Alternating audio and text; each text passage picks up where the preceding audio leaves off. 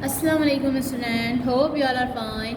आज हम इंग्लिश की बुक की टेक्स्ट बुक में रीडिंग करेंगे। तो सबसे पहले हमने अपना इंडेक्स ओपन करना है। स्टूडेंट, ये है हमारा इंडेक्स यूनिट। आज हम यूनिट 5 की रॉबिन्सन क्रूसो की रीडिंग करेंगे। तो सबसे पहले हमने अपना लेसन ओपन करना है रॉबिन्सन क्रूसो।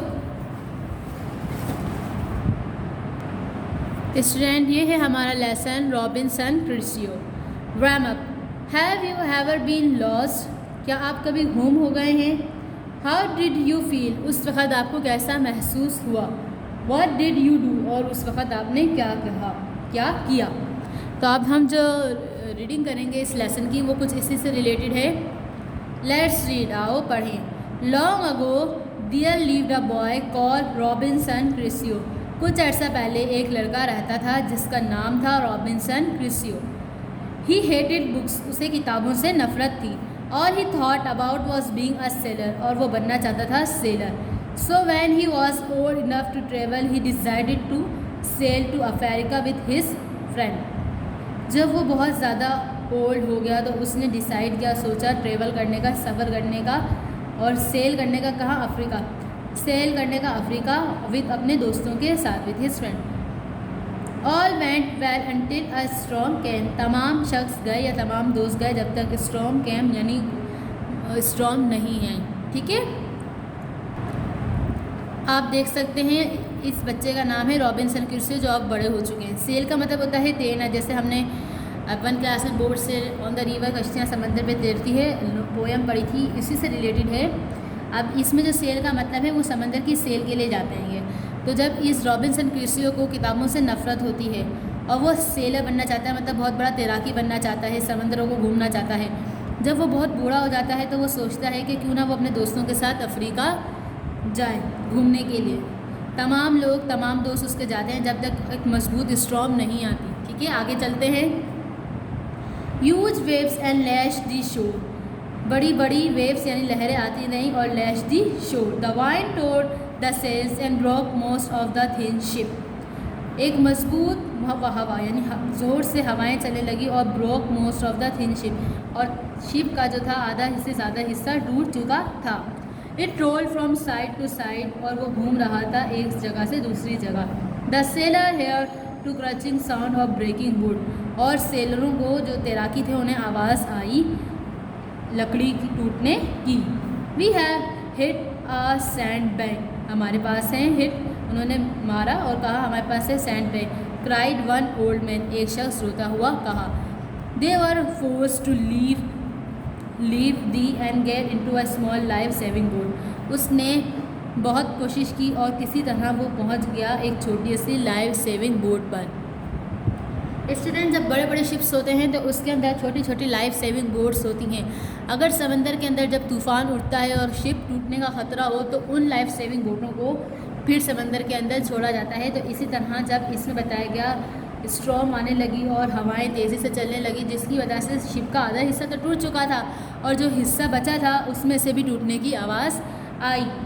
तो जो ओल्ड मैन थे यानी जो रॉबिन्सन क्रूसो थे, उन्होंने बहुत मुश्किल से एक छोटी सी लाइफ सेविंग बोट पर वो पहुंच गए। रो फास्टर फॉर योर लाइफ, जल्दी जल्दी अपनी ज़िंदगी के लिए। येल्ड एन अदर मैन, दूसरे शख्स ने कहा। But the storm was too strong, लेकिन हवा जो थी वो बहुत ज़्यादा तेज़ थी। It toss the boat around in the anger sea, और उसने जिसकी वजह से जो बोट थी, कश्ती थी, वो घूमती रही समंदर के अंदर। एंग्री सी का मतलब है, एंग्री का मतलब गुस्सा होता है, लेकिन हम यहाँ पे बोलेंगे समंदर के इर्द गिर्द घूमती रही। Then suddenly a gigantic wave trip it और राइट ओवर, कह रहा है और फिर अचानक से एक बड़ी सी लहर आई। All the man fell into the sea, और तमाम जो शख्स थे वो समंदर में गिर गए। Robinson Crusoe felt himself sinking. Robinson Crusoe अपने आप को तैराक यानी अपने आप को बचाने की कोशिश कर रहे थे। He shouted for help and began to swim, और वो चीख रहे थे मदद के लिए और तैर भी रहे थे। वेयर वॉज ही, वो कहाँ थे? फाइटिंग हिज वेव, लहरों से लड़ते हुए। Through the waves he finally reach the land, लहरों से टकराते हुए आखिरकार वो एक ज़मीन के हिस्से पर पहुँच गए। ही ले in the sand breathing heavily, और ज़मीन पे पहुंचकर, रेत पे पहुंचकर उन्होंने भारी भारी सांसें लेना शुरू की।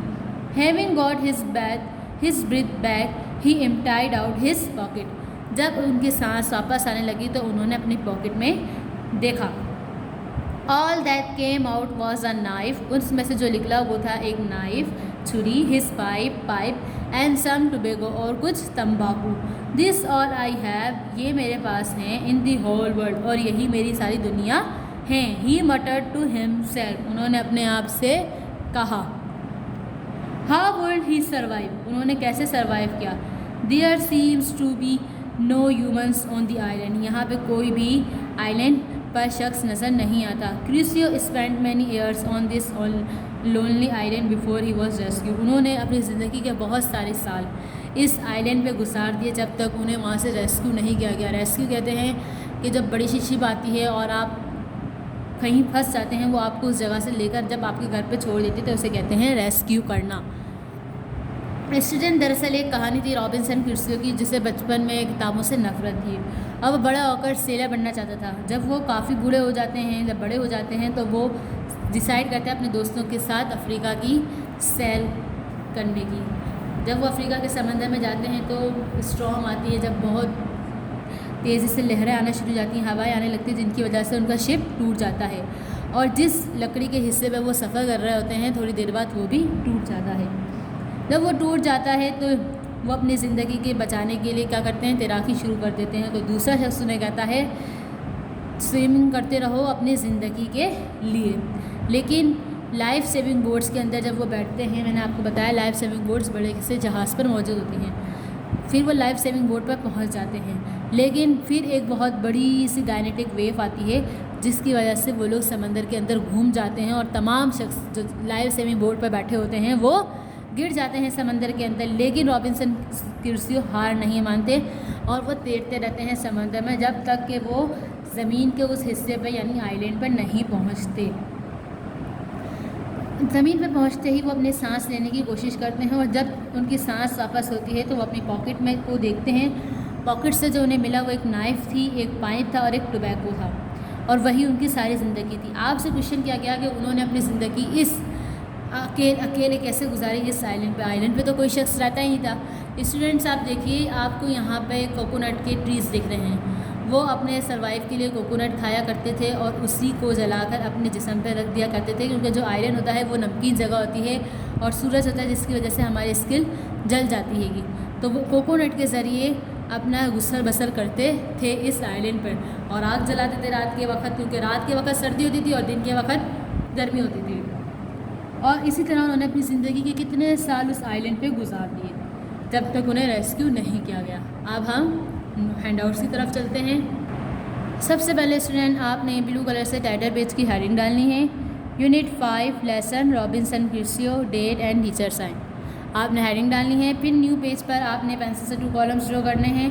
वर्ड्स मीनिंग की हेडिंग डालनी है ब्लू कलर से, तमाम वर्ड्स ब्लू कलर से और मीनिंग पेंसिल से लिखेंगे। फिर सेकंड पेज पे आप 2 कॉलम्स ड्रॉ करेंगे, वर्ड्स अपोजिट की हेडिंग डालेंगे ब्लू कलर से, तमाम वर्ड्स ब्लू कलर से और अपोजिट पेंसिल से लिखेंगे। फिर आप नेक्स्ट पेज पर आएंगे, क्वेश्चन आंसर की हेडिंग डालेंगे ब्लू कलर से। Question number 1, 2, 3, 4, 5 and 6 blue colour से लिखेंगे। आंसर नंबर 1, 2, 3, 4, 5 एंड 6 पेंसिल से लिखेंगे। ब्लू कलर से आपने क्वेश्चंस लिखने हैं, पेंसिल से आंसर लिखने हैं, ब्लू कलर से वर्ड्स लिखने हैं, पेंसिल से मीनिंग लिखनी है। 1 फिंगर का गैप देंगे ड्यूरिंग दी वर्क, वर्ड के अंदर भी आपने लफ्ज़ों के दरमियान गैप देना है। नीट एंड क्लीन काम करेंगे, 1 फिंगर का गैप देंगे, अपनी ओन हैंड राइटिंग में करेंगे। स्टूडेंट्स किसी और से काम मत करवाइएगा, चेक नहीं किया जाएगा। स्पेलिंग का ख़ास ख्याल रखेंगे, स्पेलिंग मिस्टेक ना हो। अब हम नेक्स्ट वीडियो में मिलेंगे। ओके, अल्लाह हाफिज़।